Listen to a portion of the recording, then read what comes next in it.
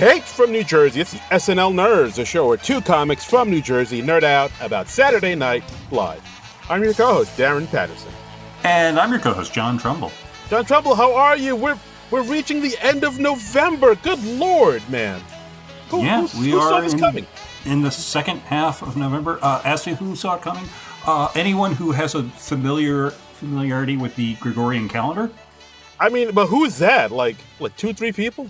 Yeah, 2-3 people. It's crazy. That's it. We had a fun weekend. We actually got to see each other in person this past weekend, which is unfortunately a rarer occurrence than it used to be. Yes, because I mean, for those that don't know, we don't record together like we used to. We have an ocean between us nowadays. But I moved away. Like we're now like about 2 hours away from each other, which is too bad. But you know, we're still making wishes underneath the same bright star. We're somewhere out there beneath the pale. I'm doing the Troy Abbott secret handshake now. Yay! But yeah, we met up. We were both scheduled to be on the inaugural Montclair Comedy Festival in beautiful Montclair, New Jersey. Yeah, that was put together by our friends Natty Bumpercar and Suzanne Stein. Natty, you might remember, he was on this podcast way early on when we covered the movie Superstar with Molly Shannon. Woo! And he put together, he and Suzanne Stein of Henry and Stein, they put together a great comedy festival, and lots of cool people were on it, and us too.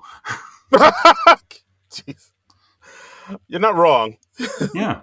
Our friend JL Colvan performed twice. He did a set as Trump on Friday night, and then he performed again on Saturday night, the last night of the festival. And you and I, we were booked on the same show, the Fun Friday show. And yeah. As coincidence would have it, because there were like 12 comics going up doing 5 minutes apiece. And so just to make it fair, we drew numbers, and we ended up going up one after the other. I was number 7, and Darren was number 8. Like in the lineup. The stars align. We just can't seem to get away from each other. That was fun, though. That was fun. It's been a while since we performed on the same bill, so I really enjoyed that. Yeah, no, it's been a while since I've done the stand-em-ups. Taking a bit of a hiatus in the form of no one booking me. Yes, same. But yeah, it was good. It was fun. Nice to dust off the old cobwebs, and I kind of wrote 2 new jokes that I told for the first time at that festival, and they went over fairly well. So I got some new weapons in the arsenal there, buddy boy. Yeah, I did. Like, I was also like kind of rusty, so I was mostly sticking to familiar material. I was mostly glad that I was like, oh, good, the set I plan to do, it fits into 5 minutes easily, because I did not even time myself before. What? You didn't even? I know. You played it fast and loose, man. I really did. I didn't decide for sure on my set until like a couple hours before, because I was like half anticipating it, half dreading it, and it was like, So, but I ended up adding like a couple new tags to some old jokes. So, there was some spontaneity to it. Yeah. So, listeners, we're available. Yeah. The boys are back in town. So have us on your comedy shows if you're in the tri-state area or willing to pay for travel. We do, birthday parties, quinceañeras, bat mitzvahs, the whole 9. Yes. L'chaim. Yes. Yeah. But that was a lot of fun. I enjoyed it. It was, Yeah, it was a fun time. And it was a fun time. Neither one of us moved forward, but that was fine. Hey, we moved forward in friendship. That's true. That's true. I did get to meet like some other comics and like a few like bookers and stuff. So I felt like it was very much worth my while. So right. I was very glad I did it. I had a good time, and I got to see you. I got to see a bunch of other comedy buddies like Natty and Suzanne and J.L. Colvin and Ty Rainey and Kevin Israel, Molly Sperduto. Who am I leaving out? There's probably other people I'm leaving out. Suzanne? Suzanne, I mentioned her. Yeah. Okay. Um, Yeah, I think Lynn Finette. yeah. Yeah. Yeah, yeah. It was really fun. Yeah, and I met I met some other people from some folks from the city. There was another comic from Nashville that I met, and yeah, it Yeah, was it really was cool. good times. Yeah, comedy can be fun. Who knew? It brings people together. Yes, through the joy of laughter, the art of laughter and comedy, commedia. Yes, yes. So yeah, so that was a lot of fun, and I hope we get to do it again. I mean, that's going to be like an annual thing, so I don't know if it's going to be happening in November again. They're probably just figuring that out now, but Hmm. it was a lot of fun. Yeah, Yes. definitely count me in for next year, guys. Yeah, so next year, guys, come on out. We will make sure to promote it this time next year Yes. when it happens. And yeah, come on through. Yeah, yeah, that'll be fun. Yeah, if any of our listeners are in the tri-state area, yeah, come on out to Montclair, New Jersey. It's a cool happening town. It's a nice college town, and yeah, there's a lot going on. Oh, Hmm. John Minus. I didn't mention John Minus. I Oh spent yeah, a him. weekend hanging out with John Minus. I forgot to Whoops. mention that. Shout out to John Midas. Yes, you probably recognize, listener, you probably know him from the Suicide Squad episode we did. Yes, yes. So yes. Hmm. So SNL, let's get to it. Mm. Breaking news: we as of this recording, they just released the next three shows they're going to have for December. The final three shows of 2025. Wow, I mean, I can't believe we're this close to the end of the year already. It's Yes. again, not familiar with the Gregorian calendar, but I hear good things. Yes, I've seen the Yelp reviews for Gregorian calendars. They always calendars. They always say 5 stars would recommend. Right. So Yeah. I mean, that we're even forgiving of that whole February 29th thing happening every 4 years. That's weird. That's that is weird that we're still doing that, honestly. But bonkers. Bonkers. anyway, okay, so who we got? We got, I'm seeing December 6th, we've got Melissa McCarthy hosting, Yeah. and Dijon is the musical guest. Yeah, Melissa McCarthy. This will be her sixth time hosting. She Ooh, last hosted back in 2017, May 13th. my Uh, goodness, that's been a long time. That's like from before we did this podcast. We haven't ever covered a Melissa McCarthy episode in real time. wow. I guess That's you're right. nuts. That's Yeah, crazy pants. that is crazy pants. May 13th, 2017. Musical guest was Haim, and Okay. yeah, the artist Dijon. This is his first time musical guesting. I mean, Melissa McCarthy. Like, I'm actually pretty pumped for this because she's pretty constant. She constantly delivers. Yeah. Uh, in another I mean, you can lifetime, always count on her to bring a lot of energy to it. yes. I Like, mean, sometimes to the point of like you get a little exhausted watching her. That's like both the great and the bad thing about Melissa McCarthy, in my opinion. But yeah, I see that. But like, she can be a lot. she can be coming like a wrecking ball. But Yeah. you're happy to have her. Like, I mean, she did that little special cameo in the Martin Short episode Hmm. from last year, and like, people still talk about that parking lot sketch she was in, where she like spit a milkshake at the on the window and rubbed her boobs against it. Oh, yeah, sure. I mean, Or people love boobs rubbing up against things. yeah, people pay good money for it. This is true. I mean, Yeah, that's like half of the internet is probably devoted to that. that's right. Check Craigslist people. But yeah, I mean, Melissa McCarthy, she always delivers. I'm actually looking forward to this. I think she's gonna knock it out the park as always. Dijon, I'm not super familiar with. I know he's like kind of like R&B dance pop or something I like that. mean, I'm a big fan of his mustard. Yeah, it is. Um, Yes, yes. The musical guest is the jar of mustard. They're gonna put him. that would be fun. They're gonna mic him up. It's gonna be a jar of mustard on a stool.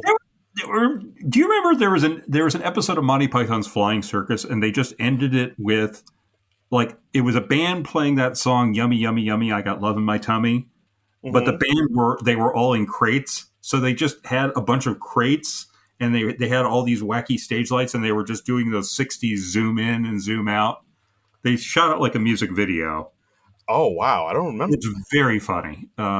I don't remember which episode of Monty Python's Flying Circus it was, but Mm. they ended an episode like that, and you All just right, made me on that. Okay, I'm gonna have to go back in the archive. It's been a while since I've seen Monty Python. I will admit, I need to. Same. I need to go back and learn my history.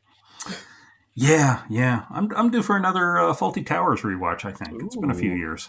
Yes, R.I.P. I know somebody just passed away from there recently. So, From the Pythons. no, From Faulty Towers. Oh yeah, Pernilla Scarns, who played his wife on Faulty Towers. Yeah. yes, R.I.P. Yes.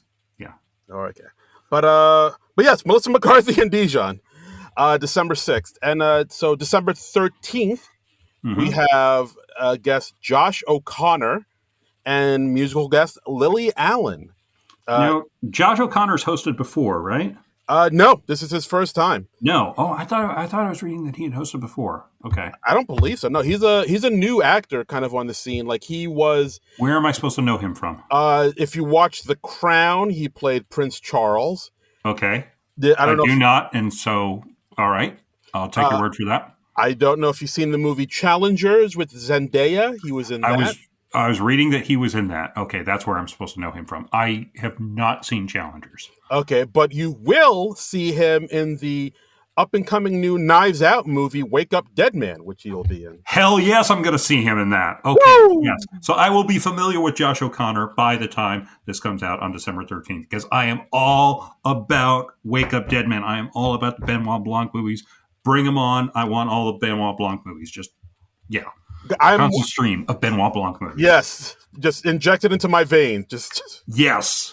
Like I'm like that day. I'm gonna have Thanksgiving dinner with my family, and then right after, I'm gonna go watch Wake Up Dead Man in the theater. Boom. Yeah, I am. I mean, I know it's going to be a thing like Glass Onion, where it's like only in the theaters for 2 weeks because Netflix wants to bring it to themselves, and they're cutting off their nose to spite their face. It could have a nice, healthy theatrical run and be one of the big hit movies, and yeah, Ryan Johnson, I'm sure he's going to get out of that deal. I hope so. Just Ryan Johnson, yeah, because it's Netflix ain't doing you no favors. That's no good. That's no good. Yeah. No, I bueno. Movies need to be in theaters, and Knives Out movies in particular need to be in theaters. It belongs in a museum. And Lily Allen, yeah, that's cool. Yeah, so she hasn't been on. This will be a second time on the show. First time was February 3rd, 2007. Wow. On the Drew Barrymore episode. Oh, that one. Okay. Yes, of course. You know that one. Who doesn't know that one? That one where Drew Barrymore hosted. Yes. Yeah. I mean, has a lot of buzz now online because she has this new album out called West End Girl. And on the album, she talks a lot about her recent divorce from her now ex-husband, actor David Harbour. And yeah, that was kind of a messy divorce, wasn't it? Yeah, she gets into it. Yeah, she alleges maybe she wrote a lot of songs about him. There's some, it's songs about some infidelity, possibly. Oh, that's no good. It's like her Lemonade. It gets messy. So yeah, okay. She'll be on to sing a few songs about that. All right, we're going to learn some things about David Harbour too. All right, well, it might be a while until he hosts again. We'll see. Well, that's too bad. And the final show of 2025, December 20th, host Ariana Grande coming back for the third time.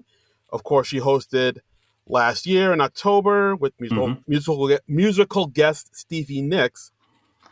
And this is a big one. Final musical guest of December, the Christmas show. We got Cher coming. Cher. And she hasn't been on. This is her second time on the show. First time way back on November 21st, 1987. Oh, my goodness. That was like when I was first starting to watch SNL. Yeah, I was 10 when she was first on SNL. I would have been, you said, when was that in 87? November 21st. Okay, so I would have been 15. So yeah. That's I was right in my prime SNL watching days. Right now, I was sitting there watching it on my cathode ray tube, and like, someday, nearly 40 years from now, I will host a podcast about this show. And look at us now. And everyone said, "What's a podcast?" I said, "Quiet, you! The thing that doesn't exist yet. It's like a radio show on the internet. What's the internet? Quiet, you!" And your parent comes in, it's like, who are you talking to? There's no one in this room, Joe. No one. I'm very lonely, Mom. Oh, That's dear. why I'm watching SNL on a Saturday night instead of going out on dates and stuff. Oh dear. I'll close the door behind me. I'm very repressed. God. Oh, this took a dark turn. Well, it usually does. I mean, Cher also had a cameo on the 50th anniversary special. Yes, she did. Yeah, during the audience Q&A things, they said, "Oh, Cher, do you have some questions?" She says, "No, I don't have any questions. I've got a few answers." So, Cher. and of course, she goes way back. She had a variety show back in the day, the Sonny and Cher show. Oh yeah. I think after she divorced Sonny Bono, she also had like a solo variety show that wasn't as successful. Possible, yeah. Like I remember seeing I see clips online of her like doing some type of variety show. So, but like I don't know if it's her variety show or Sonny and Cher. But like she had like on Michael Jackson and I think Carol Burnett might have done one or something like that. But yeah. But yeah, she hadn't been on since '87 on the Candice Bergen episode. Yeah, this is a pretty big get. I was actually kind of shocked, and I've seen online some people are kind of alleging that. Oh, Ariana Grande, who's good friends with Bowen Yang, and Cher, who's like a big, a legend musically and a big gay icon. And this is the final episode of the year. Is this possibly Bowen's last episode? But I don't know. I think people are just kind of speculating. That sounds like a reach. I mean, a little bit, yeah. We don't usually see people leave mid-season. I mean, I know Cecily Strong left mid-season a couple years ago because I remember Austin Butler serenading her with Blue Christmas on her last show. Right. I feel like somebody else did it, but I can't remember. It's happened, but it doesn't happen a whole lot. So, yeah. No, I think they always want a big show for the Christmas show because, like, as Lauren always likes to say, like, where kids are home, they're visiting their families, and so there are a lot of eyeballs in the show. So I think you get Ariana Grande, popular host. You get Cher, this big musical icon. That'll get the parents and the grandparents interested. So, the whole family can sit and watch SNL together. It's fun family enjoyment for the whole family. Yeah. I mean, do you like Cher? Are you a big fan of Cher? I'm hit and miss on her, honestly. Yeah. She's not quite my thing, but I get the appeal. A few songs, like, the hits, like, Gypsies, Tramps and Thieves, and look, I'm not a made out of stone. I like If I Could Turn Back Time. I'll sing along to that, sure. Okay. I found someone. You're there on the Navy ship just cheering her on, and yes, with all those other horned up sailors. Yeah, wearing a leather strappy number, a bustier or whatever that thing was. I don't know. Yeah, those sailors are going nutso though. Yeah, really, just it gets uncomfortable at some points. Yeah, they are going wild. Like easy, boys, easy. I mean, we got to have Cher mix in a few sketches, though, right? I don't know. I mean, I don't. Does Cher always seems like she can't be bothered with shit like that. Like she's like, true. Yeah. I mean, if she's game for it, yeah. But she always kind of has that air of like, I'm kind of better than this. I'm not doing this shit. Like, I don't know. Yeah. Or maybe that's just me. But on the other hand, she did do a video with Beavis and Butthead. So good point. I forgot about that. Oh, yeah. All right. Yeah. You were married to that guy from YouTube, Bono. yeah. Bono. Anyway, so, I mean, yeah, real interesting mix of hosts and musical guests for December. So. Yeah, I look forward to it. Got a pretty solid way to end out the year, I'd say. Mm-hmm. But let's get into this past episode. So let's talk about Glen. Wait. Just to clarify, are you talking about the latest episode of SNL with host Glen Powell, musical guest Olivia Dean, season 51, episode 6, aired November 15th, 2025? Is that the episode you're talking about? Oh, no, I was talking about another. But I mean, we can talk about this one. That's fine. Oh crap! Because I took all sorts of notes on the other one. All right. I'll make something up. All right, go. We can. Okay. Let's start. Right off the top of my head, we got the Epstein White House briefing cold open. Big news week. Oh, you don't say. Yeah. Several emails from Jeffrey Epstein were released. Oof. And we got Ashley Padilla as White House Press Secretary Caroline Leavitt. 20,000 Epstein emails were released, and okay, that's a few. Yeah, just a few. It's such a busy week for me. I haven't been able to follow the news that closely. I've just kind of gotten the broad strokes. Yeah, I mean, it seems like SNL kind of has the same thing where they just kind of go over the broad strokes of things. They don't really get too deep into the minutia. I don't know. They're going harder this week than they have. Thank God. This season. So I think, I think SNL got a little bit of its balls back. Yeah. This is looking very, very bad for Trump. I mean, he's weaseled out of so many things before, but I can't. So who knows what's going to happen? But yeah, I don't know. He just might. I don't, he's like the Dukes of Hazzard. Every time you think there's no way he can get out of it, he just he finds himself a way and gets in the general lead. Duke boys. Yeah, it's very much like that. And you have Roscoe all angry and Boss Hogg stomping in the mud, throwing his white hat down the ground. Right. Damn you, Duke boys! That's my Boss Hogg. It's not often you see a guy all in white who gets so outraged at the sight of a Confederate flag. Oh shit, John Trump. My man, I see what you did there. Yeah, all right. Yeah, I'm just saying. Go on now, King.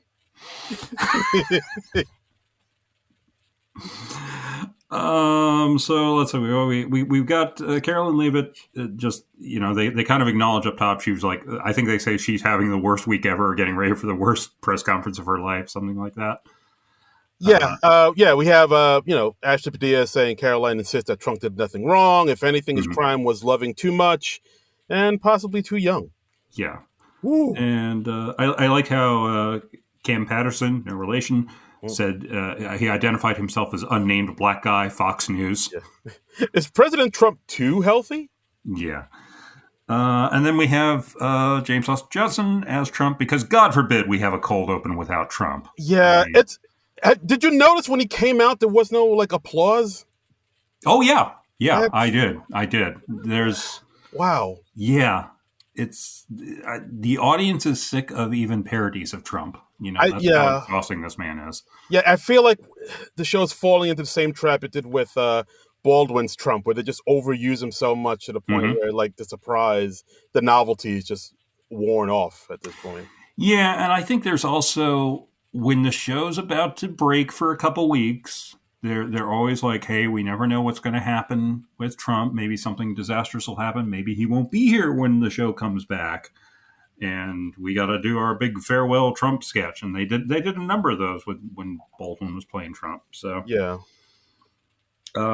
They did mention a thing from one of the Epstein emails where they identified Trump as the dog that never barked. And I just have to note that is a Sherlock Holmes reference. Ooh, nice. One of the most famous Sherlock Holmes stories, Silver Blaze. There's a very great exchange where the crime of a stolen racehorse has been described to Sherlock Holmes. And they say, oh, is there anything that stood out to you? And he says, well, there's the curious incident of the dog during the nighttime. And they say the dog did nothing during the nighttime. And he says, that was the curious incident. And it turns out, spoiler alert for Silver Blaze, I guess, it turns out that because the dog did not bark, that means the culprit was somebody who was familiar to the dog. Interesting. So, yeah. So, sometimes the absence of evidence can be significant. Ha-ha! So, yeah. Hey, well done, Watson. So, just saying, if there's a thing that Trump is not whining about, you notice he never goes off on a rant about the guy who supposedly shot him? Just saying. Yeah, that kind of just came and went, didn't it? Yep. He'll go off on Stephen Colbert or Seth Meyers or Jimmy Kimmel and insist that they should be canceled. Yeah, we never complained about the guy who supposedly shot off part of his ear. Oh boy. Watch Bob Roberts, people. That's all I'm going to say about that. Yeah. Yes. It's quite. It'll open up your mind if you haven't seen Bob It's Roberts. prescient. Yeah. Oh, wow! Now more than ever. Yes. Yeah. Like when Trump is talking, he also says like Trump exists among many timelines. We just happen to be in the worst one. And he says it's like part of the Trump multiverse theory. And I'm like, once again, we're dropping a better sketch idea right in the middle of the cold open. Like, yeah. Trump multiverse theory, you could build a fun cold open around that, and that would be more original than just...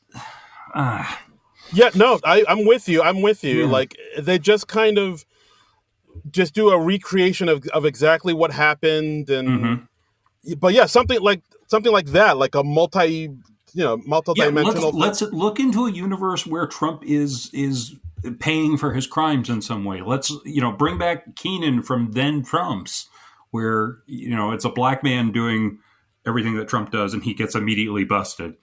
Or do a universe where Trump is, I don't know, a used car salesman or something.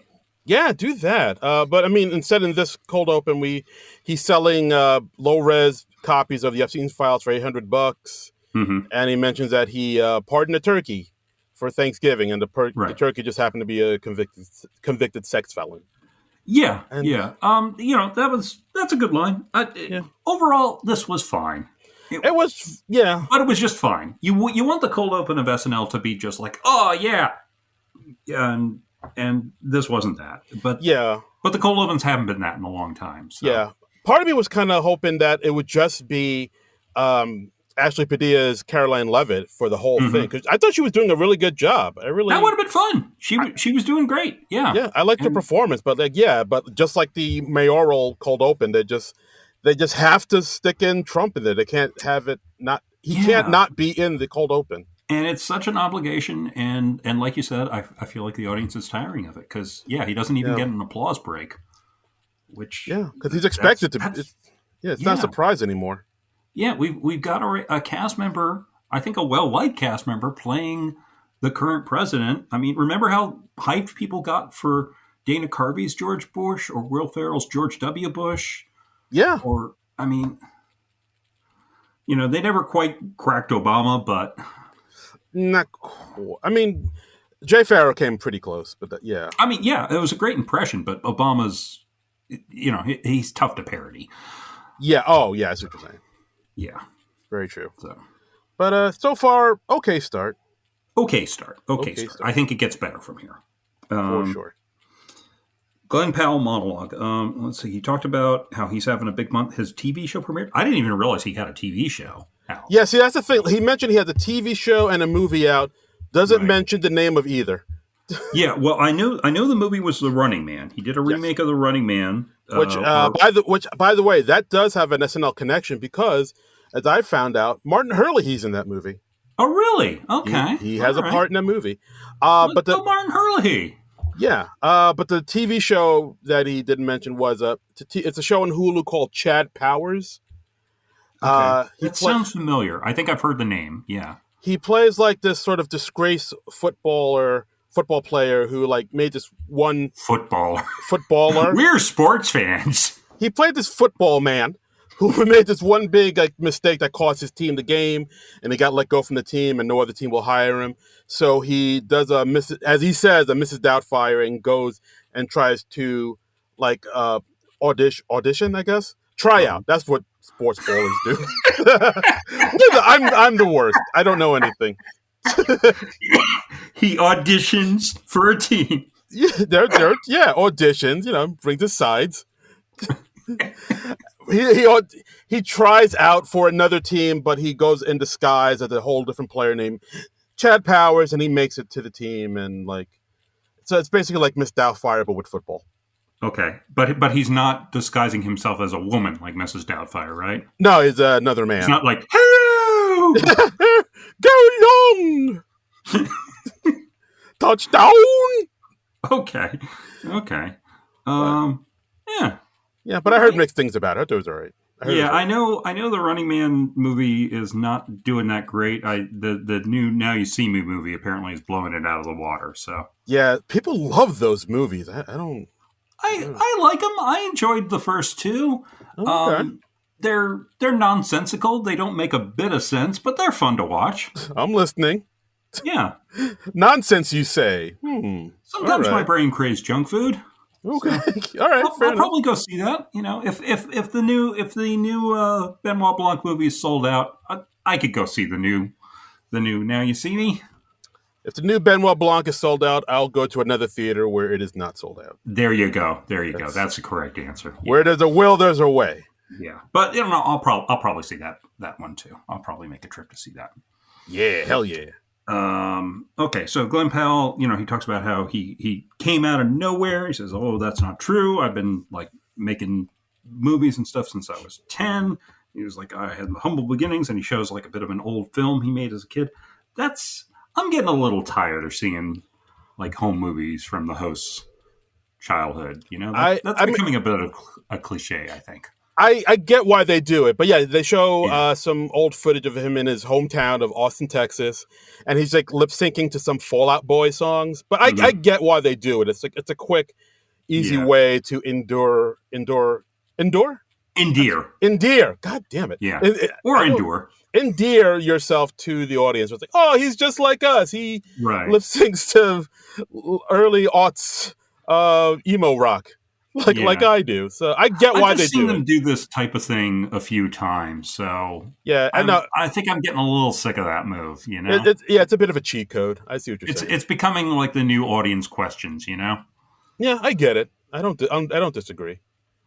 But then he tells a really interesting story about how he was originally supposed to host 4 years ago when Top Gun Maverick was coming out, Hmm. and he was like he got the call when he was sitting on his porch with his family, and he and his family, they were all celebrating, and then a UPS driver came by, and he was like, "What are you so excited about?"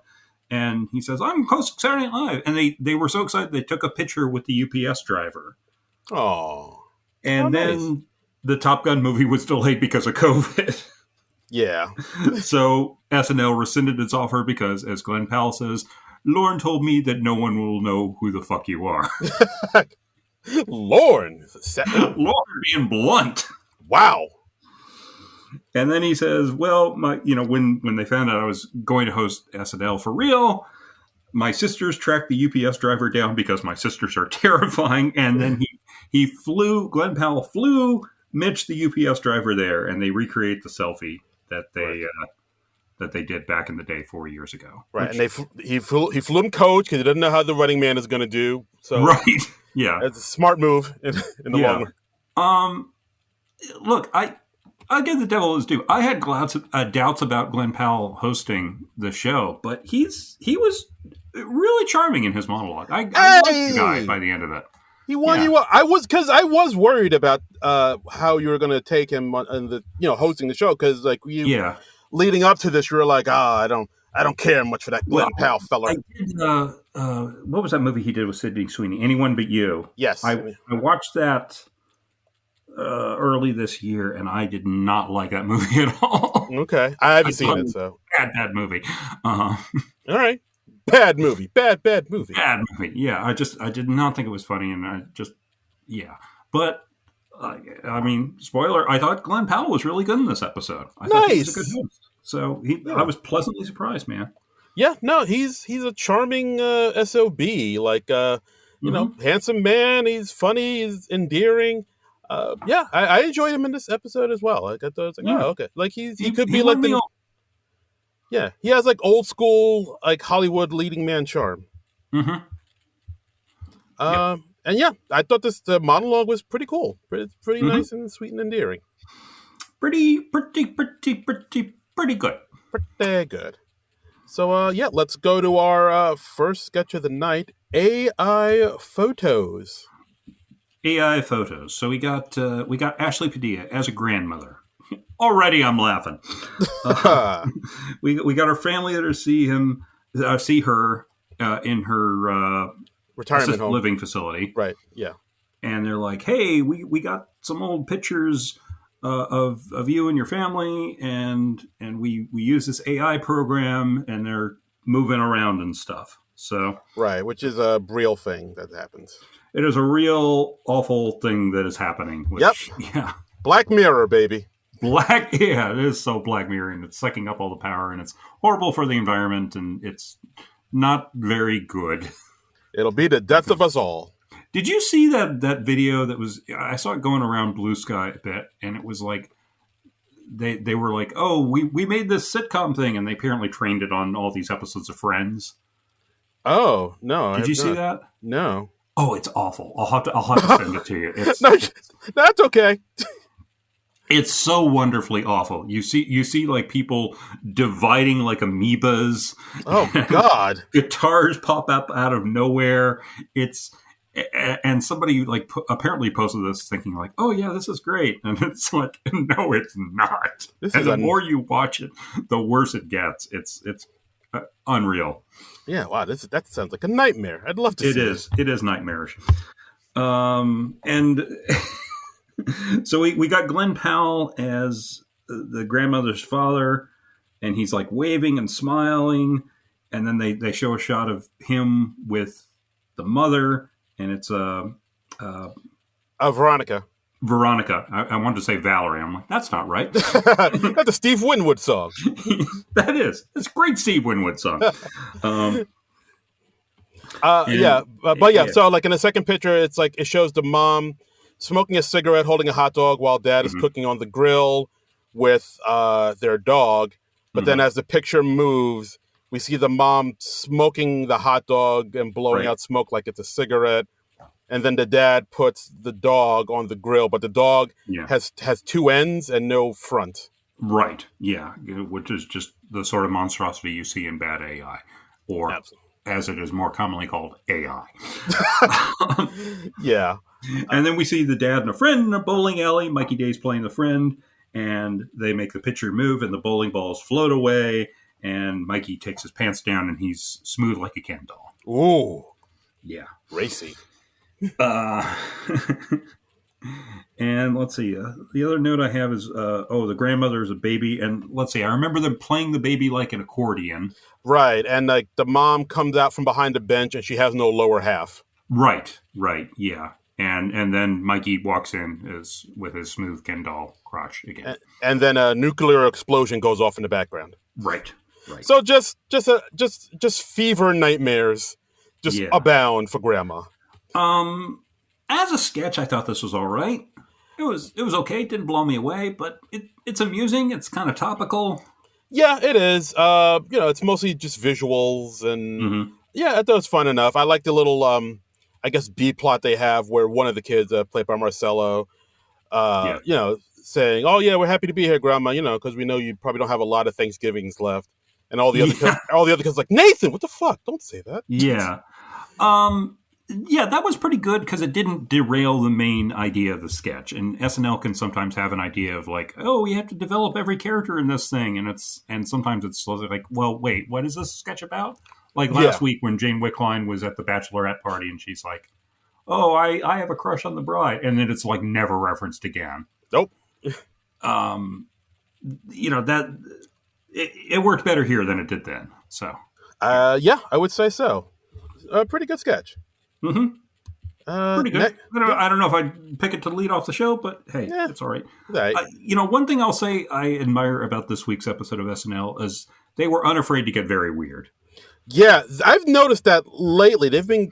Last week they had the mechanical bull sketch, and of course the epic experienced lawyer sketch from the Amy Poehler episode. Yeah, they're leaning into the weird a lot more. This episode was like 100% weird stuff, though, which I admire that. I mean, I think even if the sketches weren't entirely successful, I admire them taking the big swings. Yes, I appreciate the attempt. Yes, absolutely. We next have a pre-tape called "I Miss My Ex's Dad." Yes, this one was written by Tommy Brennan, Dan Bulla, and Ben Marshall. Nice. And it's them doing a musical number, talking about, doing sort of like a country rock ballad type thing. I don't know music. country. It was country music. Yeah, country music, and they're talking about how it sounds like sort of a breakup song or something like that. But then the twist is like, I don't miss his daughter at all, but they bonded with the dad so much that they really miss him. Yeah, then we show Glen Powell as the dad who has like a ponytail and glasses, and Keenan as the other dad who recommended Brooks running shoes to one of the boys. Like, oh, now my arches feel great. I'm like, oh. Yeah. I'm going to have to check those out. I made a note of that. Yeah. I like the shot of the boyfriend, like, shoving the daughter aside to get to the dad. Okay. That was a nice visualization of the concept. Yeah, and of course, them saying, you're the dad I never had, besides my real dad. And they cut to his actual dad and outside in the window looking in, like, oh. Yeah, and he's like, I don't remember his daughter's name, which I know is bad. and then at the end of the sketch, they have the dads, Keenan and Glen Powell, saying like, "I miss my daughter's ex." This was a good sketch, solid sketch. Yeah, not a bad sketch. It's so far so good. This episode is so far it's cooking, as the kids say. It's on the upswing. It's the upswing. Upward trajectory. See how I'm motioning with my hand, Darren? Oh, yes, I see that. I'm holding my arm at a 45-degree angle to show the show escalating. Oh, wow. So, all right, that looks like something else, but be careful. Oh, no. No. Oh, no. This is why we don't do video, people, on the podcast. Yeah, this is, I would be canceled so soon. Oh, boy. No, I was doing it with my left arm, so it's totally cool. Right? I don't know the rules of that. I don't know what gestures are good anymore. They took away the okay sign. Yeah. That became racist. Are thumbs up still good? I think so. I mean, I do that all the time. If I don't have a thumbs up, I don't know. I got nothing, man. I know. Well, I mean... Anyway, it was a good sketch. Yes, very good. Yeah. Let's get into the next sketch. Sebastian Maniscalco, which was titled Boys Weekend on YouTube for a second before they changed it to... Oh, was it really? Okay, yeah, I didn't look it up until it was titled Sebastian Maniscalco. I wonder if they just had to look up the spelling of Sebastian Maniscalco. How many O's in that name? I want to hear the backstory on that. Yeah, because Boys Weekend is a much more typical YouTube sketch title, but I guess people weren't finding it in the algorithm or something. I guess so. We got a bachelor weekend, and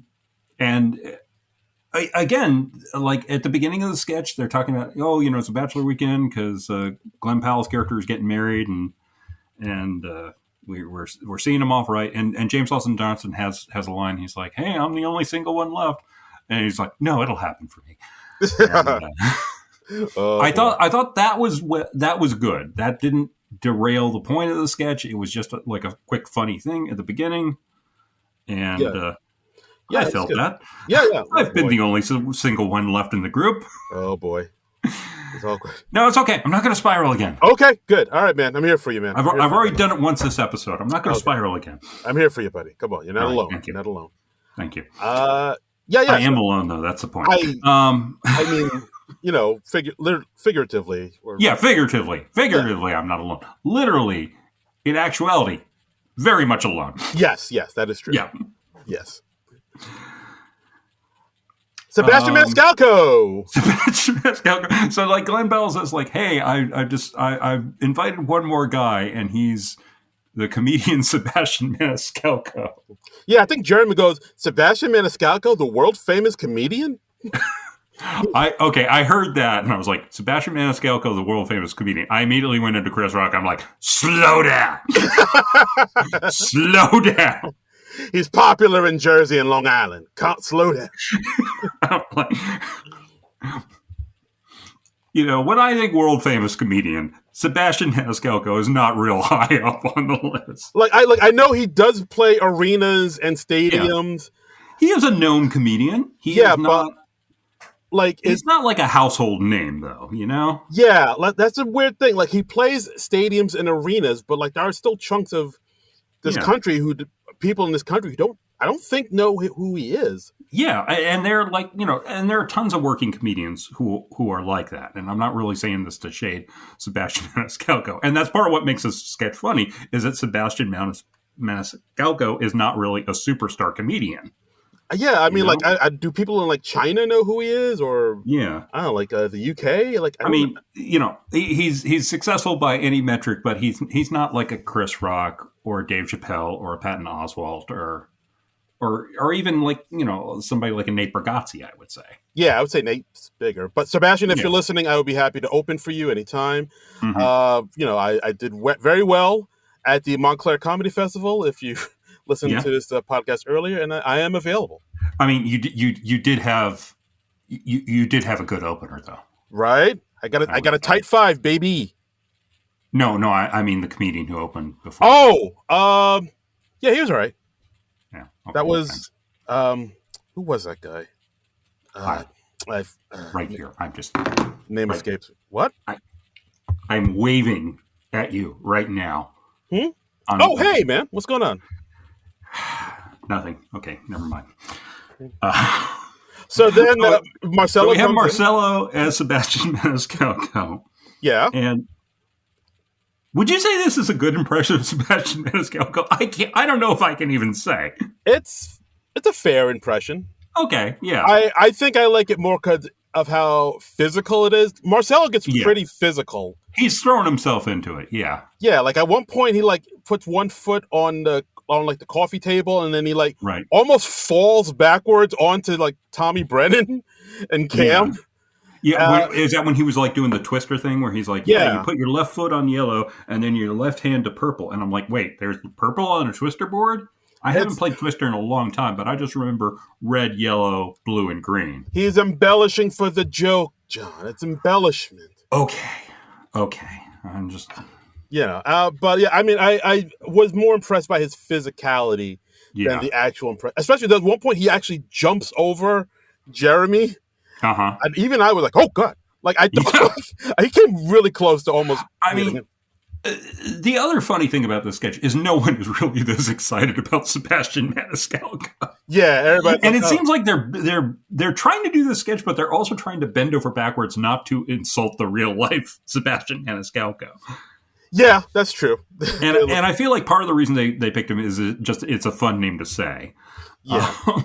They don't want to piss him off on the off chance that he actually ends up doing. Yeah, but I think it also works because he's only semi-famous, Yeah, I mean, I know he is well known, but he's not like I would say Kevin. He's not Hart. A household name. Is all I'm trying to say. Yeah, that's like Kevin Hart. I would say is a household name, but yes, exactly. Yeah. Like, I mean, if you're really famous, somebody knows who you are, even if they're not a fan of the thing you follow. Like, I know who Shaquille O'Neal is, even though I don't follow basketball. Agreed. Yes. Yeah. Absolutely. But yeah, I mean, but this sketch, I liked it. Okay, I felt like it went on a little too long, maybe. It is kind of long. It's a 5-minute, 17-second sketch. So yeah, it kind of meanders a bit. There's no real escalation, except at the very end, I thought it was a good capper where we find out that one of the guys, Cam, actually did order a stripper for this bachelor party. Turns out it's Jennifer Coolidge, and then we see Chloe come in with her Jennifer Coolidge impression. I mean, look, God bless Chloe Fineman for just getting Jennifer Coolidge on SNL whenever the fuck she can. Oh, wow.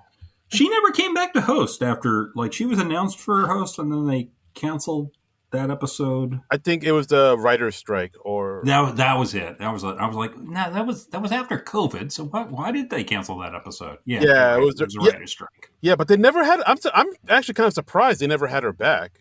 Yeah, she never came back. I wonder if that's her choice or just... I don't know. There hasn't been a thing for her to promote. I don't know. I don't know, but... I also liked at the end of the sketch, we see the SNL costumer leading Glen Powell away. Yes. Nice little visual. Really dug it. Yeah, what's her name? She was on the 50th and then... Oh, boy. She did that gag where they're like, oh, who's your favorite person to help change? And she was like, Jason Momoa. It was her, and I forgot to look up her name before we started recording. Okay, all right. Well, and that's on me. All right. Well, now I'll have. All right. Now you got me on the spot. I'll figure it out. I want to say. All right. Suzanne, Suzette, Sue. It's a Sue something. Boy named Sue. How do you do? Okay, I'm doing SNL costumer 50th anniversary. Okay. But yeah, while you look that up, I thought the sketch was okay. Could have been shortened up a bit. Yeah. But Marcelo, I will say Marcelo kind of gives his all and really gets physical in this sketch. But it was enough to entertain me, I'd say. I cannot find. Uh, No, wait. Okay, her name is Donna. Donna. Donna. I was close. I have found her first name. Oh wait, it's a YouTube. Okay, yeah. Donna. Okay, all right, but okay. Well, what are your thoughts on the Sebastian Maniscalco? My thought is that I should have looked up Donna's full name before this. Okay. This was all right. Like I said, I mean, I think part of what makes it funny is that Sebastian Maniscalco is not terribly famous. Or only semi-famous, and no one gets this excited for him in real life. Fair enough. So I think it's a funny idea. I think Marcelo's thrown himself into it with everything he's got. It's a lot of energy. Right. I enjoyed it. Yeah, I thought it was okay. I enjoyed it. It's not my favorite sketch, but yeah, certainly enjoyable. Pass the time agreeably. Yeah. This one was written by Mike DiCenzo, Marcelo, and Jake Nordwind. Okay. All right. Okay. And so next up, we got Norwegian Movie. This one was written by Allison Gates, Chloe Feynman, Claire McFadden, and Kent Sublett.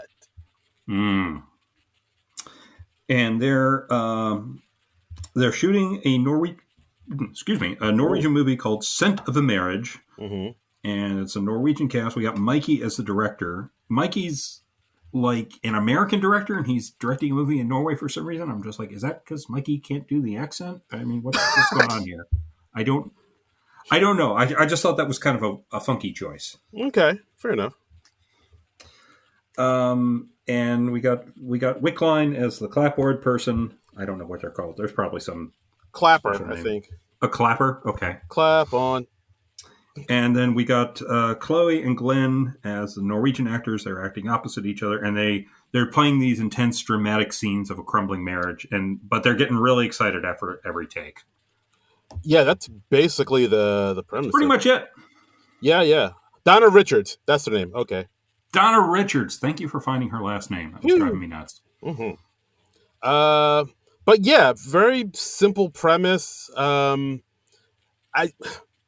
don't know. I mean, I didn't hate this one, but I was like, something was kind of missing, I think, from it. I thought it just got really predictable because we just see the same thing happen like 4 times. Yeah, I mean, there's no real escalation. I mean, there were some laughs to be had in the, I guess, the dramatic acting of it, because like they really do some like dramatic acting, but it's also, they're trying to make us laugh too, so it's like not dramatic, but like a comedic version of dramatic. Yes, it's melodramatic. Yes, there you go, melodramatic. I did get a kick out of the line where, the two of them are sitting and their son comes in, Jeremy, saying, "Mommy, Daddy, is it my fault you're getting a divorce?" Long pause. Yes. Glen Powell had some good timing in that. Yeah. We saw some good comedic timing from him over the course of the evening. So, not my favorite sketch of the show.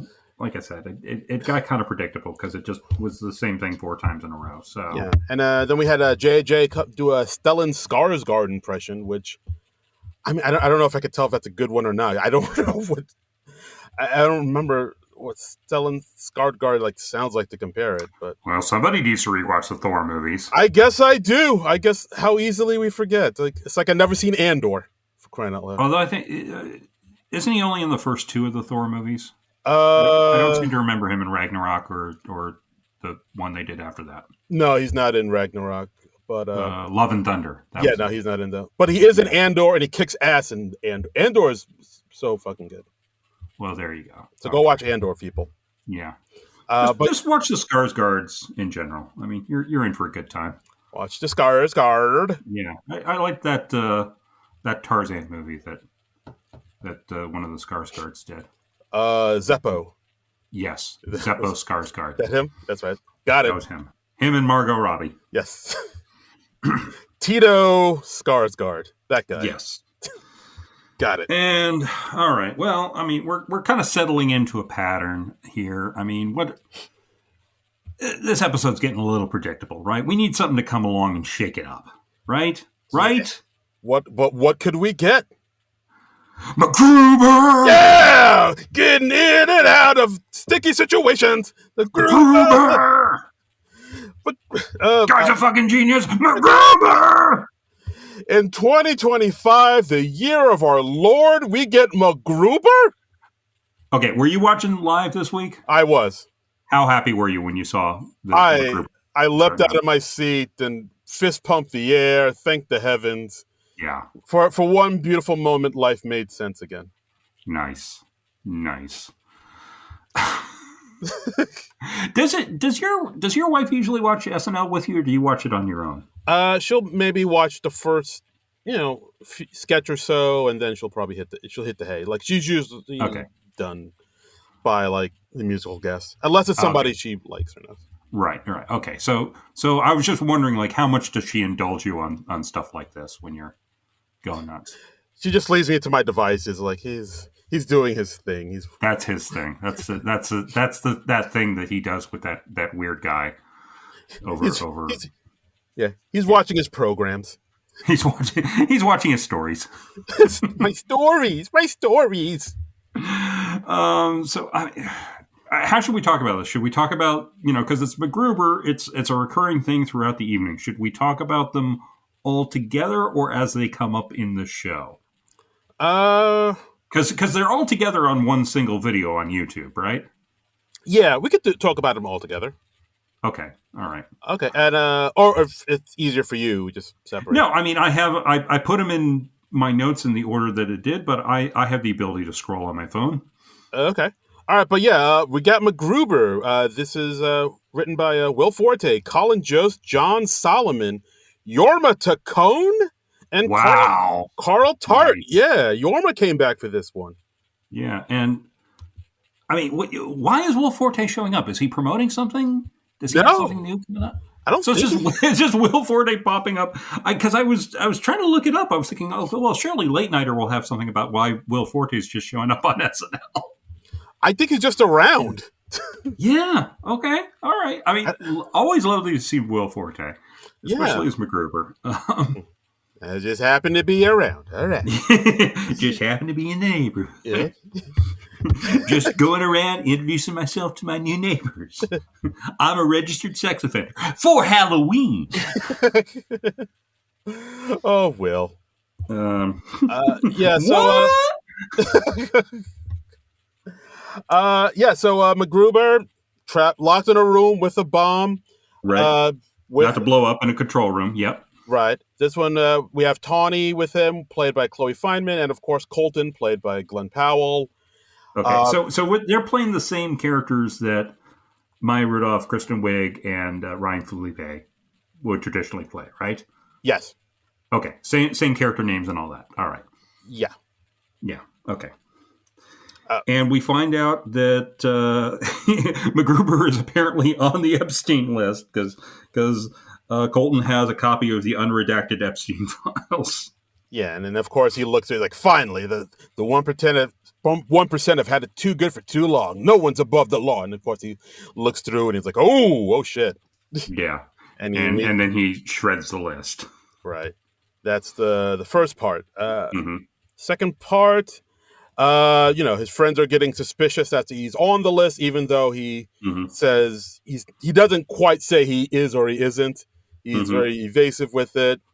Right. But so the second time they do it, they're in a deep state facility, which There's a plasma bomb that's about to go off, and Colton has another copy of the Epstein list because you should always have a second copy, a backup copy. And MacGruber's like, oh, great, good, yeah, fantastic. Right. And of course, MacGruber quickly takes a marker and marks out all the names on it. And he's like, I'm just making some redactions. Yes. And then, of course, it ends with him duct taping the list to the bomb. Right. So, so everybody can have a fresh start, including those who may or may not be on it, like his friends, even though his friends say they're not on the list. Mm-hmm. The timer ends. The bomb doesn't go off. Faulty timer. Yeah, you got it.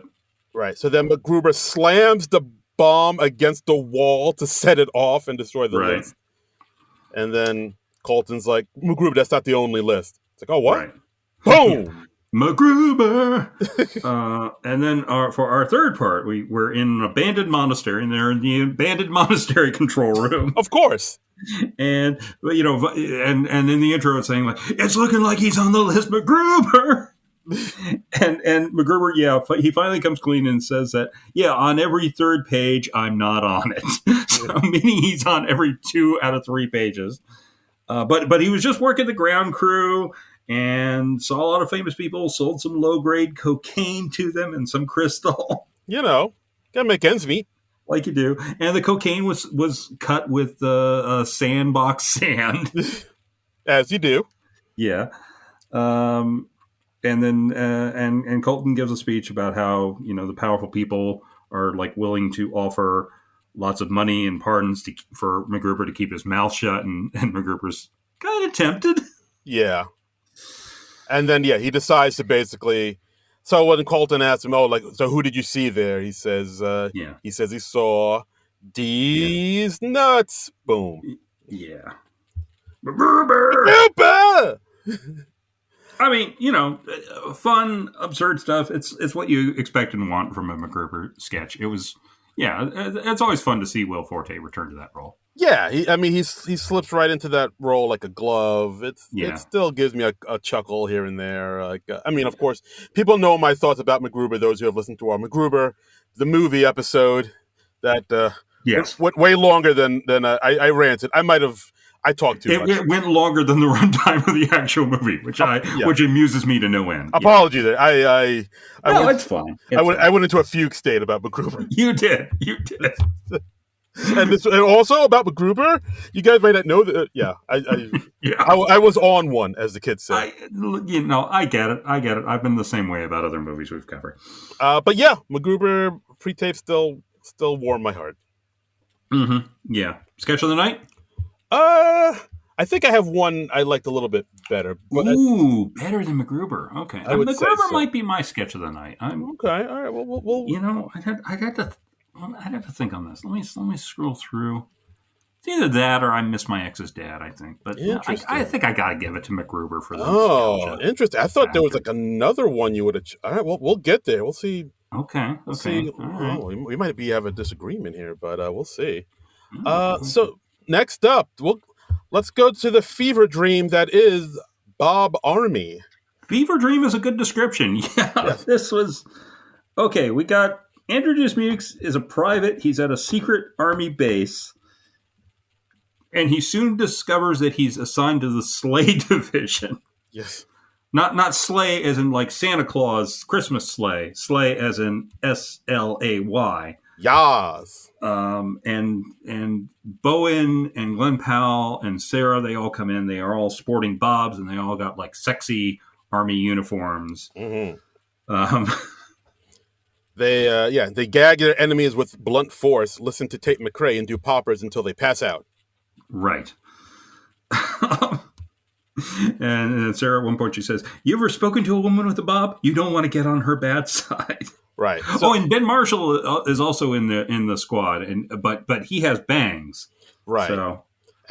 So that's a big affront to the Bob army, and that haircut with the bangs that calls out their rival division, the Bang Battalion, and then everybody else in the cast comes out wearing bangs and a different type of army fatigues, and like they're rivals, and right, and they're in like blue camouflage fatigues, exactly, and and they're all fabulous. I mean, they all look like they're about to go clubbing. Yeah, and they were able to find them because they have a Bob sniffing dog.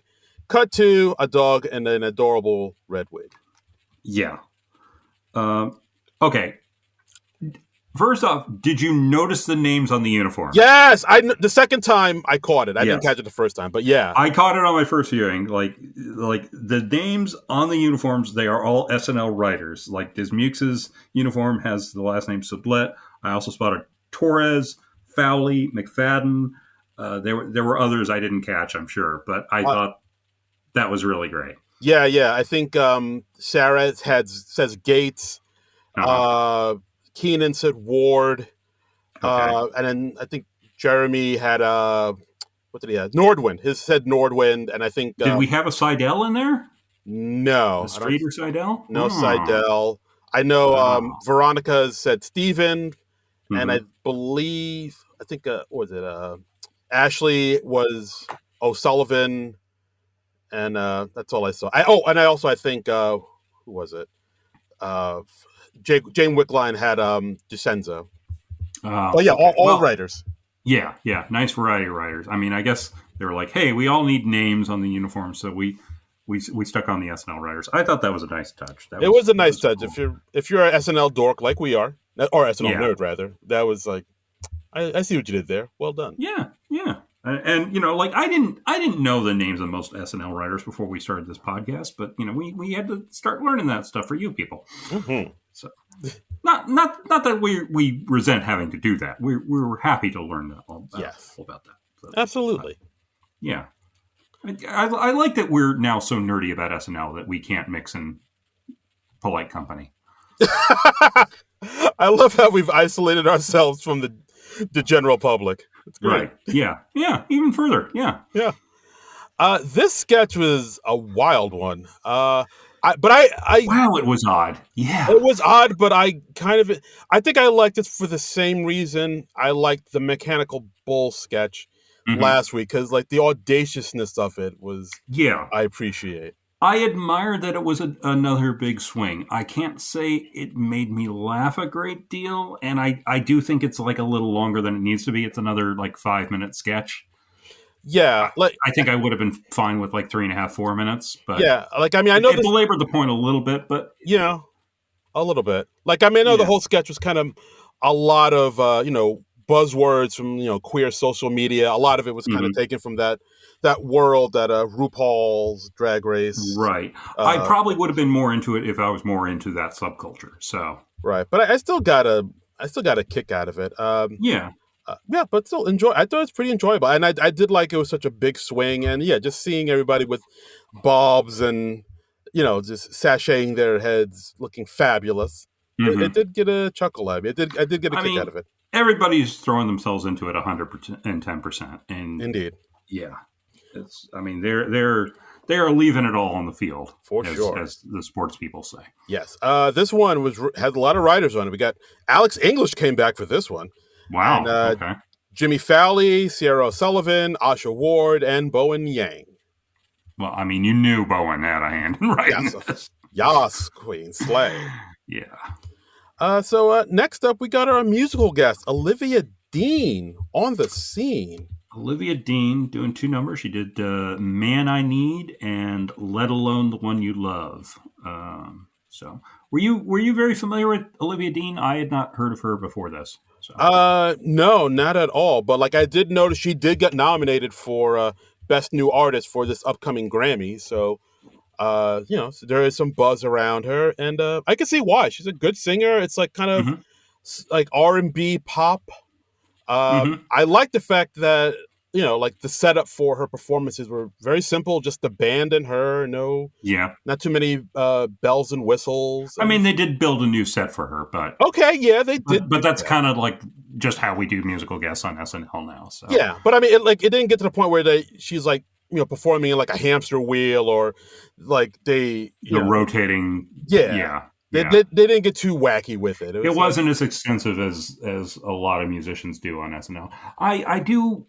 I know I'll sound like an old fuddy duddy here, but I do kind of miss the days when everybody was playing on the same set, and you were just seeing the singer and their band, and that was it. And we didn't feel the need to do this big production number, but No, that's fair enough. There's something we're more. we're in the big production number era now. So Yeah, but I know what what you you mean. can There's something more, I guess, pure about the like kind of just stripped down. Yeah, I'm just me and my band. We're singing and performing this. yeah. Like that should be enough to hmm hold your attention and keep you engaged. Yeah. Like I don't know. Now you The need all these. music, the occasional lip syncing fiasco. Oof. That's all I'm asking for. That's all I want. I want like a good, fun musical number, and occasionally somebody hideously embarrassing themselves. Yeah. One of those two. Is that too much to ask? Is that too much to ask? I just want to see a career get ruined in the space of 5 minutes. Is that so wrong? Is that so wrong? But yeah, Olivia Dean, nice performing, nice, pleasant singer. I was very impressed that, like, for the first number, like, a fan was hating her hair throughout, but it was like not disturbing anything else.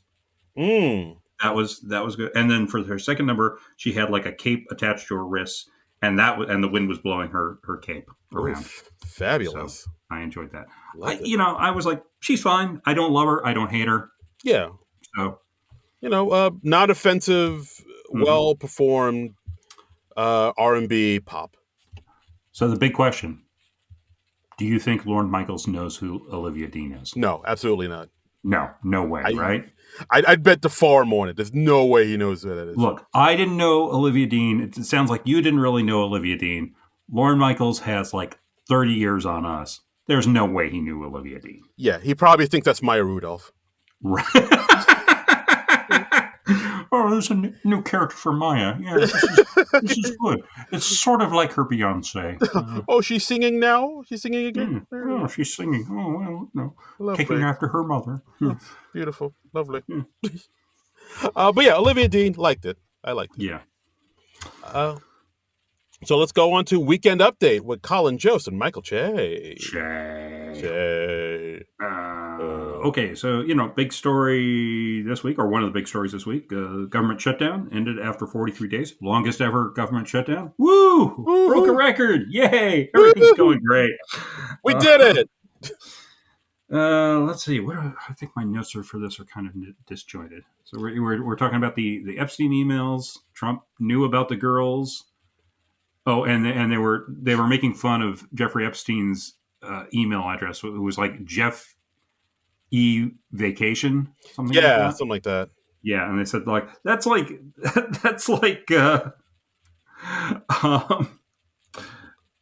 God, I'm blanking on the name.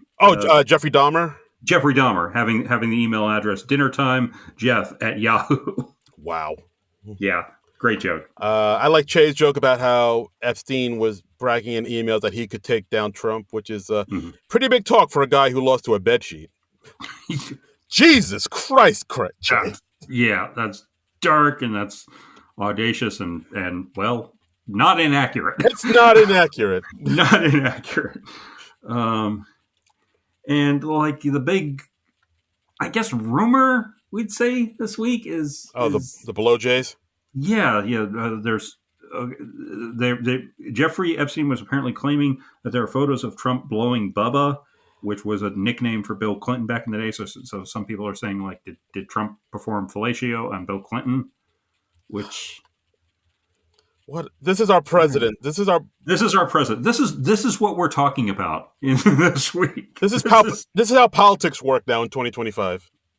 We're talking about which president blew which prior president. What the fuck, people? What are we doing? Where are we? Where is my mind? The other variation I heard earlier tonight is apparently Bubba was also like a name of a horse, and that's another possibility. My God. What the F? What the what? The fuck is going on that island? I don't know. Boy. Yeah, but so yeah, I like the line they said that Trump is like the Forrest Gump of meeting pedophiles. Yeah, because he knew like how many pedophiles do you know? Like like one or two, okay, but more than three? That's wild. That's wild. And Trump was also apparently telling the Washington Commanders that they should name their new stadium after him. And so they made a joke about it being called the Dementia Dome. Aha. They were going after Trump really hard this week, which I enjoyed. I appreciate. I was loving it. Yes. Like it really felt like they were being bolder than they've been this season. So. Yeah, I mean, part of me was, after the Kimmel thing and the Colbert thing, like part of me was running, are people going to be gun shy about going after this fucker. Like Yeah. now that he did, like has a precedent been set Yeah. that like you go after him, you know. But Because they have been presenting him as more, I would say, not as malignant as a real thing. It's more like, hey, I'm a wacky, goofy guy, yeah, like the way they presented George W. Bush. yeah, It's just like this amiable doofus, and I think we're way beyond that. yeah. No, Personally. he's like a danger. So Yes, let's present him as such. yeah.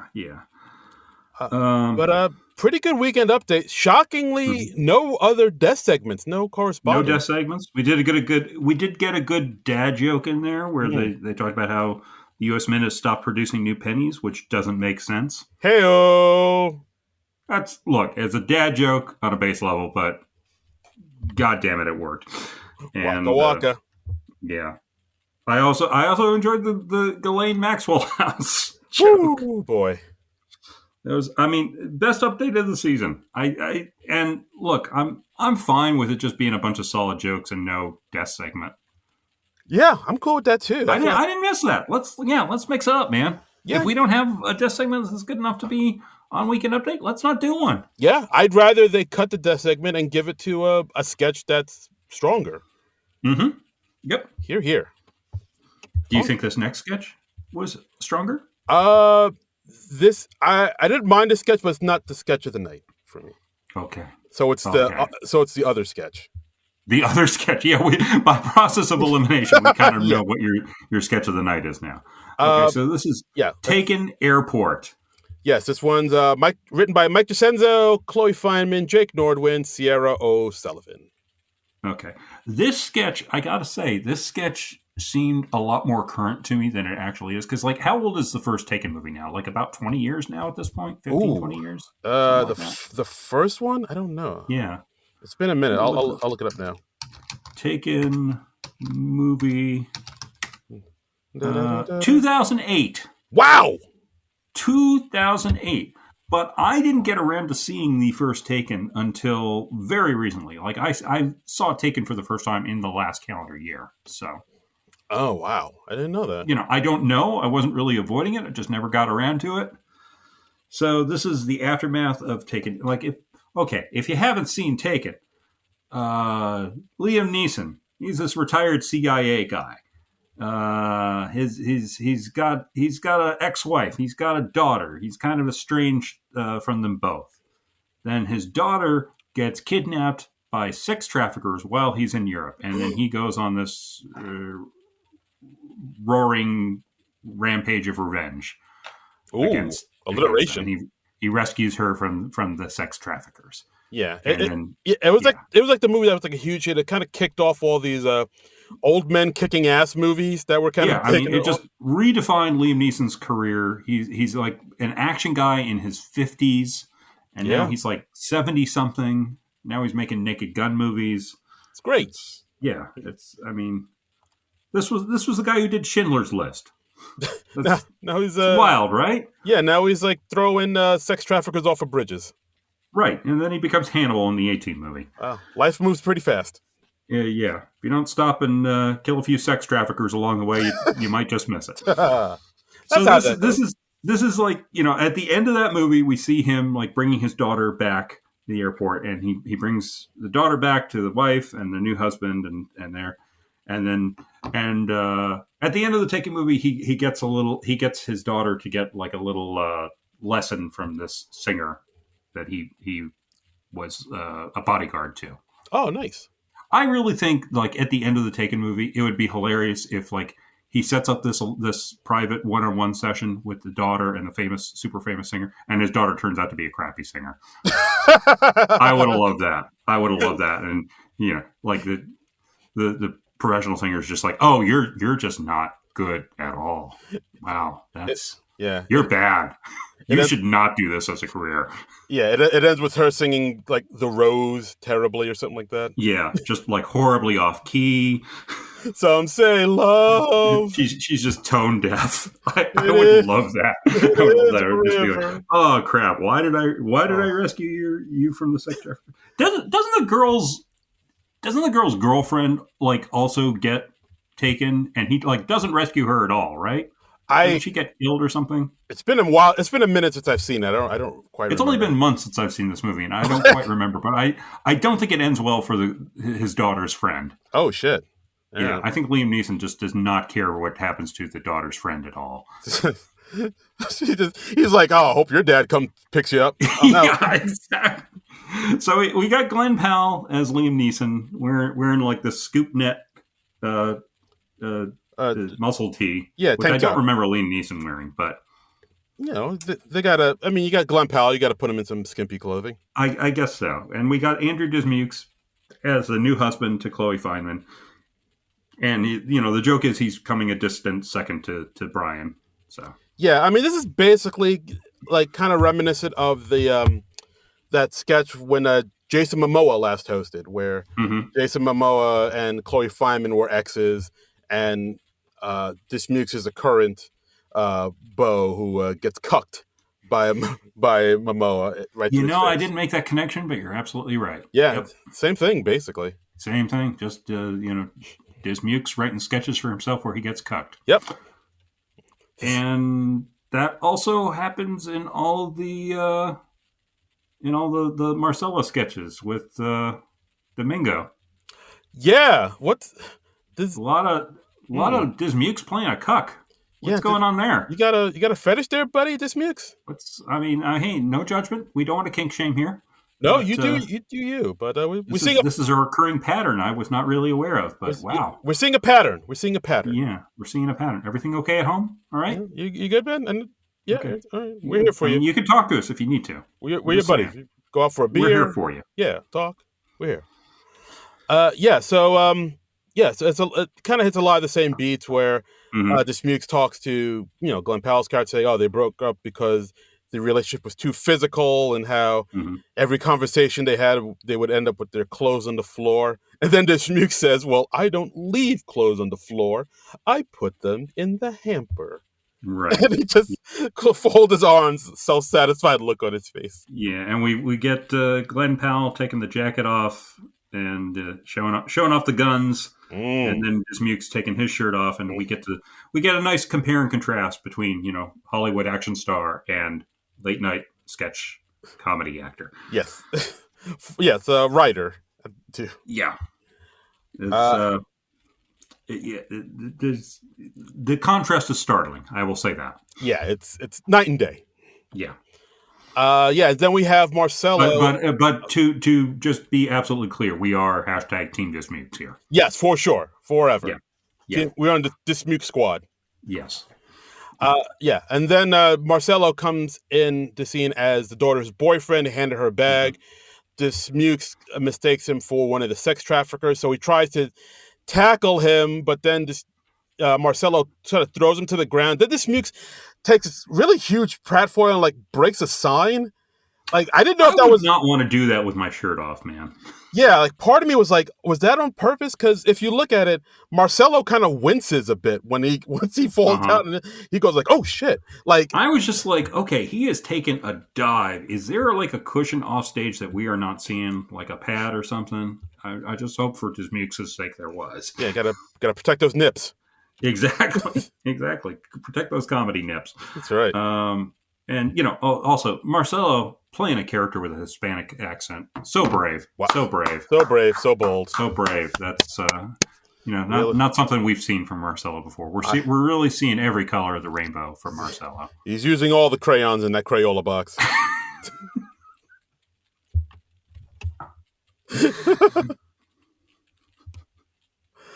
Not a bad sketch. Is he choosing to pigeonhole himself this much, or is the show pigeonholing him? I really don't know. I don't know. I don't know. I'm of two minds about this. I mean, if he's doing it himself, that's one thing. If the show's doing that, that's something else altogether. So, I don't know. Yeah, so the sketch ends with Glen Powell ravishing Chloe. While Dismukes, as you do, and then Dismukes looks on and says, "Oh, wow! Now it looks like my wife is the one that's been taken." Wah, wah, wah. And then like a little spotlight circle around him. What? I kind of enjoyed the intentionally cheesy ending of it.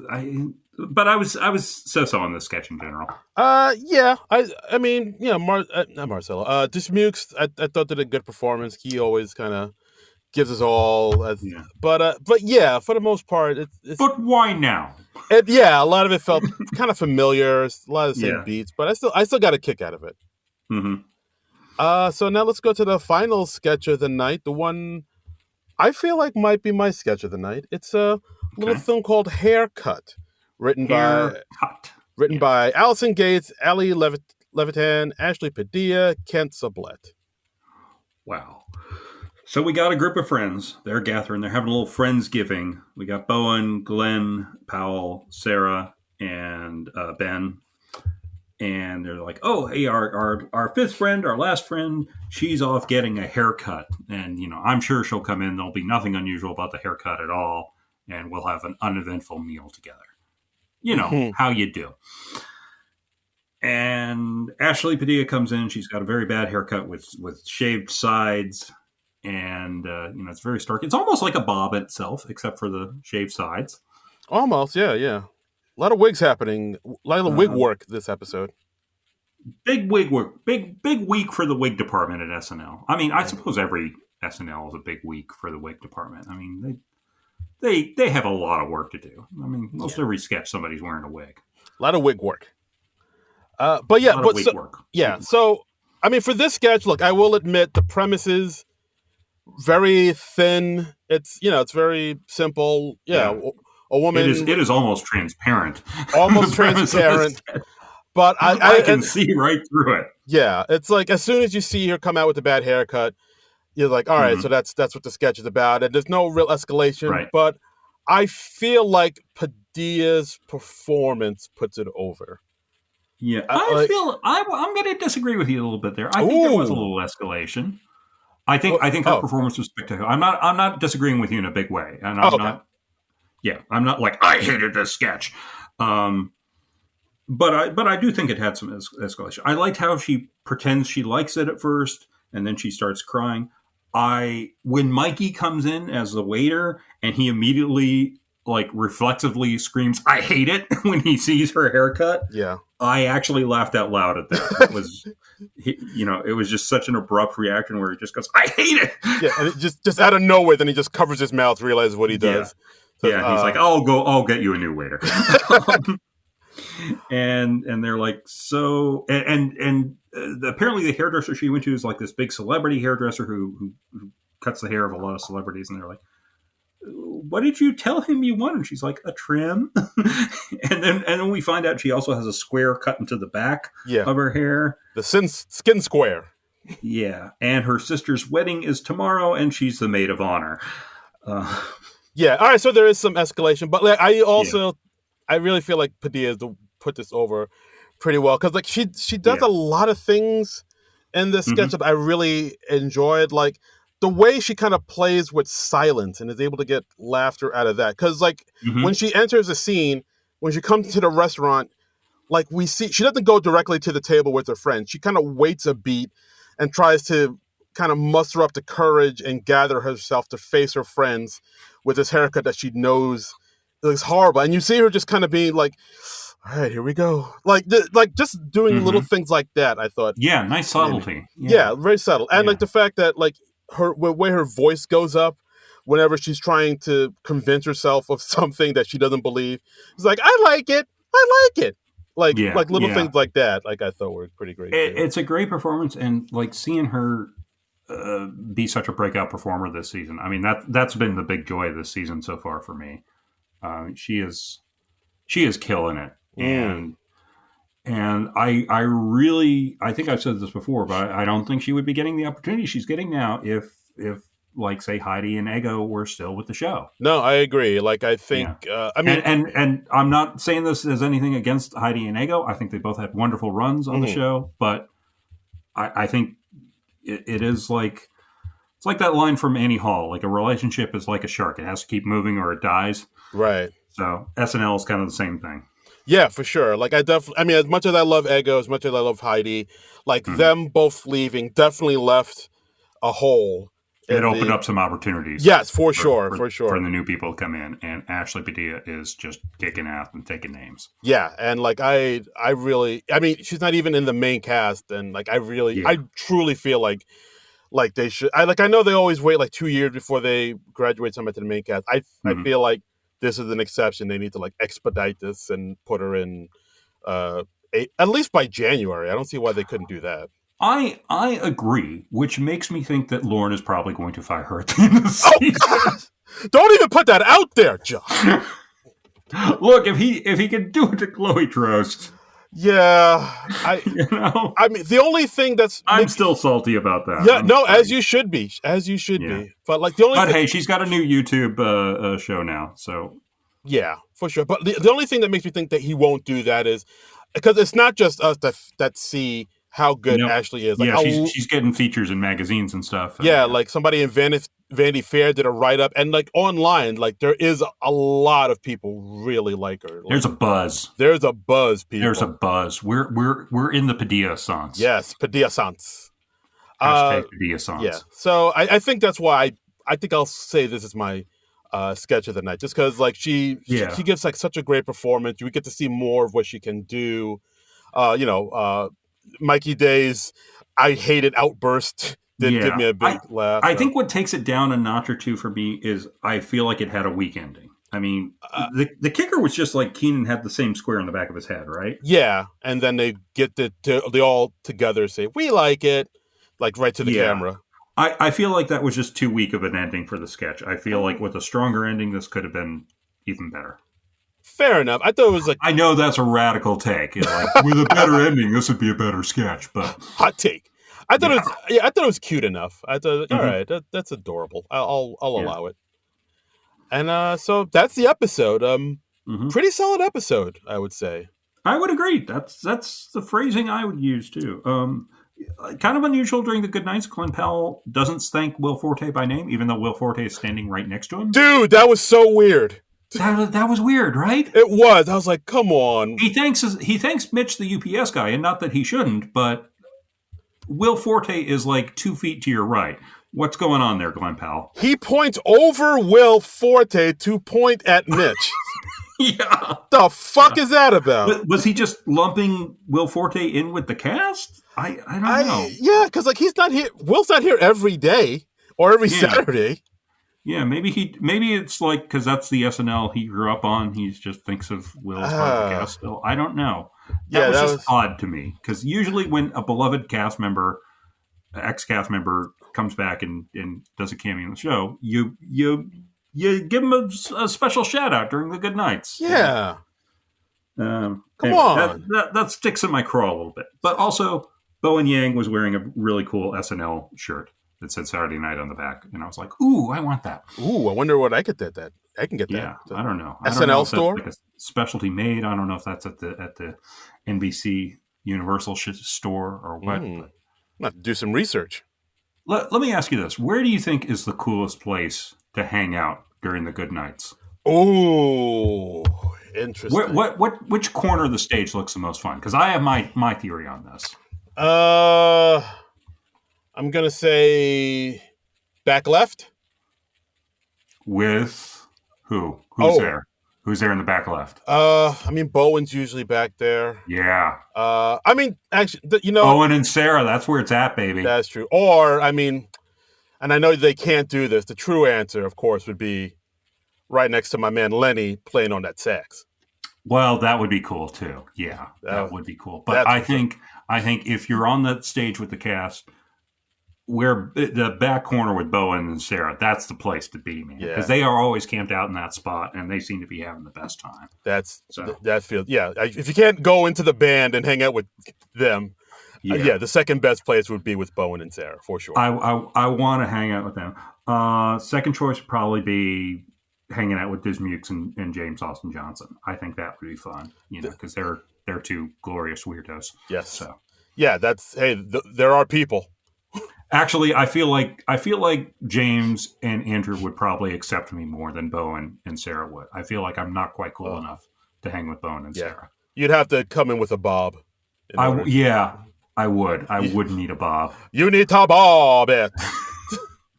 But look, solid episode. I feel like best overall episode of the season so far. Glen Powell really pleasantly surprised me as a host, which is always what I'm hoping for. Yeah, solid Yeah, stuff. So, he's got some comedy chops. there you go. I wouldn't have guessed it after seeing that Anyone But You movie. Look at that. Which God I hated, and I realize that was kind of a hit movie, and I must be in the minority on that, but it's not good. I haven't seen it, so I'm not sure. Yeah.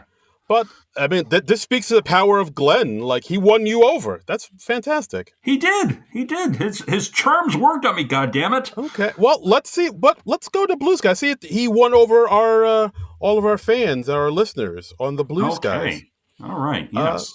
So we got our good friend Nick Storr saying, Glen Powell refuted all doubts about him being just a pretty boy and was a mighty fine host. I'd be happy for him to return. Enjoyed the whole episode without any one sketch being standout great. What is this? 5 good episodes in a row? Does he mean this season? Five good episodes. Well, okay. I think that's being very generous, but yeah. Okay. I'm glad you enjoyed them all. Is he counting the Bad Bunny episode? Well, no. This was the 6th episode of the season, so he's saying. Oh, Bad Bunny was the premiere, so I guess he means after Bad Bunny. Right? So yeah, so Amy Poehler and all right. Amy Poehler and Nikki Glaser. I don't know. I can't co-sign on that part, but I mean, but I think I agree with him. Enjoyed the whole episode without any one sketch being standout great. Yeah, and now that I think about it, I do appreciate the fact that they didn't do what they usually do when they get a guest host who's just known for their looks and just make a sketch that's all about how attractive the person is. Like, you could say the Taken sketch a little bit, but that was kind of it. There was a piece recently on I'm forgetting which site it was, but it was like SNL has a hotness problem, and it was pointing out that like whenever they have a host who's known for their attractiveness, either on either side, like Jason Momoa or Sydney Sweeney, they do a lot of sketches about just like, look at how hot this person is, and I was like, ooh, yeah, I hadn't thought of that, but they're absolutely right. Yeah, they do. I feel like they might have done that in the past though. Like, I remember when Sharon Stone hosted, they did like that whole TSA airport sketch. It's an easy trap to fall into. I think. Yeah, it is. Just you get hypnotized. Especially if they're hot and you don't really know if they're going to be a good sketch comedy actor. So just lean back on the beauty. You lean back on the hotness. I mean, look, half the reason we follow celebrities is because they're just these genetically perfect people. So we like watching attractive people do things. Yeah. Oh, we do. Yeah. That sounded dirty. Yeah, it kind of did. I mean that in the noblest possible way. Yes. Me too. No, Darren doesn't. He's a sicko. What? Our friend Stephen M. at SuperTechie19 at BlueSky.social says, "Oh, MacGruber, say it ain't so. I really enjoyed this one. X's dad, just fun, funny stuff." Yeah, agreed. X's dad might be my second choice for sketch of the week. That was a good, solid thing. Didn't overstay its welcome. That was a good one. We got Red Mirror Ball saying, "Great episode, and Glenn was a great host. This season is getting better as it goes on." I agree. I think we're building momentum now, and I hope we don't lose that momentum with 2 weeks off. But so we'll see what happens. Here's hoping. Yeah. Lihat Helion says, the UPS monologue warmed my heart. Aw, made Glenn feel like a real person. Yeah. Celebrities. Just like us. He's a real person. Also, being a Navy vet, I am Team Bangs. There is a South Korean story about that. Oh, boy. Okay, yeah. Please give us more context on that. That sounds... really like the host. The sketches were hit and miss, but that's life in the fast lane. I do hope he comes back and AI is going to be the death of us all. Yeah. I mean, yeah. In so many ways. Creatively, environmentally, yes. Okay. And our good friend at Wacky Notion Productions, I Heart Hater. This is a long one. Well, here we go. Just fresh off discussing the episode for Saturday Night Ladies. Gave you guys a shout out. What? Oh, thank you for that. Thank you. So many great surprises tonight. Glen Powell was a great host with the monologue having the UPS guy was so sweet. Tommy can sing. MacGruber out of nowhere. Ashley was her wonderful self in everything she did. My ex's dad is going on my SNL songs playlist. Jane with the clapper during Norwegian film was short and hilarious. Sketch of the night for me was Bob Army. I am constantly impressed with how well all the cast is used this season. Everyone gets to be a part of this, and they slayed. There's always a fine line between character and caricature, and this one kept it strictly with character. And who cannot love a dog in a wig? Love you, nerds.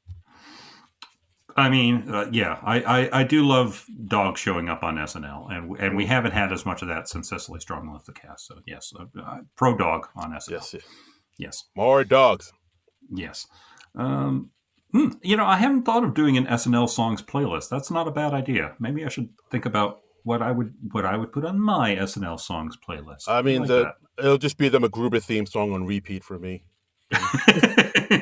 I'm not surprised. I should put that as my ringtone, actually, now I think about it. Let's see. S-Car at warmtake.bluesky.social says, best episode of the season? So great! Genius MacGruber and Epstein files. Yeah. Fun stuff. Good. That was a good thing for MacGruber to do. Has S-Car commented with us before? I can't remember. I believe so. Maybe once or twice. The name seems very familiar, but maybe not a regular commenter yet. So. Yeah, but so S-Car, become a regular. Come on. Please. Yeah, welcome back. Please comment every week. Don't be shy. Yeah. And Jenny RY_Wisco_Blue saying, good episode. Why didn't he thank Will F? Start those conspiracy theories now, folks. Right.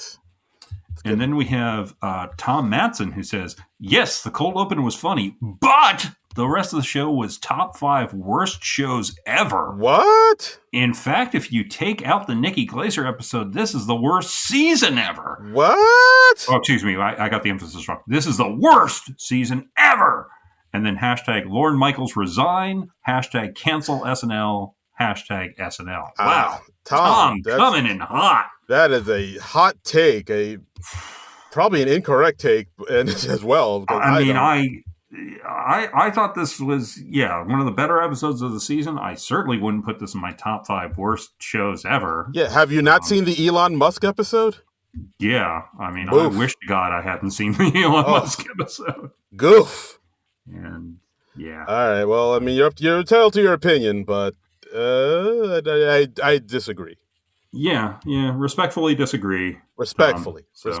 You can follow him at Be Here Now 22 at Blue Sky. Yeah. Let him have it. Well, let him have it in a polite way. Be respectfully, nice. Be nice. All right, John. See, look at you. Thank you so much. You're the diplomatic one. I'm the one. We got to follow Roadhouse rules. Be nice until it's time to not be nice. Okay. You're right, Dalton. Okay, and also grow a glorious mullet like Patrick Swayze. Yes, so beautiful. His hair is perfect. And that's the episode, guys. Thanks for listening to the podcast. As always, you can follow us on the Blue Skies. Leave us your thoughts at SNL Nerds. You can donate to our Patreon at Non-Productive.com. Listen to this podcast on our YouTube page. We're on the YouTubes. That's right. The entire archive up on the YouTube. You can be like, hey, have the SNL Nerds talked about this movie? Yeah, we probably have. We talked about a lot of movies. Yeah, so. we never shut up. Yeah, if there's a oh God, now that old song is running through my head. You talk too much. You never shut up. Who did that? Who was that? Run DMC, wasn't it? Was that Run DMC? I'm pretty sure it's Run DMC. Damn. Gotta look up that song again. Haven't heard that in an age. It's a banger. Okay. Anyway, sorry, got distracted by something shiny. The entire archive is on YouTube. We talk about movies starring SNL alums, and go check that out. Even if you don't like SNL, you could probably find a movie you like on the YouTube channel. And if you don't like SNL, why did you just spend the last hour and a half listening to this SNL podcast? That's weird. Yeah, what's wrong with you? I mean, we're happy you are. Yes, and thank we hope you come back. Yes, thank you for doing that. Thank you. Still, kind of weird. Yeah. Kind of weird. Kind of weird. And do we know what we're doing next week? Well, we don't really, do we? No, don't really know, but you can find out you can follow me on the socials at Darren Credible, DARIN Credible. Oh, and while you're following him at Darren Credible on the socials, you can follow me at Trumbull Comic. That's TRUMBULL and the word comic. So right. And that's where I am. Yeah. So the show's going to be all for 2 weeks until December 6th with Melissa McCarthy and Dijon. Dijon. So we're not quite sure what we're going to do yet, but we'll let you know. We got some things. We're considering some things. We're thinking about some stuff. If you have suggestions, lay them on us. Even if we don't do it in the next 2 weeks, we can add it to the list, or we could be like, hey, people have been asking about this. We think somebody suggested something that I think we're going to do very soon. Yeah. So leave your suggestions, and if you leave like a 5-star rating and on all the apps, we will probably put your suggestion up to the front of the line there. A little page. We could do that. We could do that. We are known to do that at times. We can be bought. Yes, that's what we're saying. Yeah. I mean, we're dying to be bought. I mean, we are open to bribery. No one wants to bribe us. Yes, come on. We're selling ourselves like prostitutes here. Just come on, come on, Daddy. Just offer me some bucks. But this took a turn.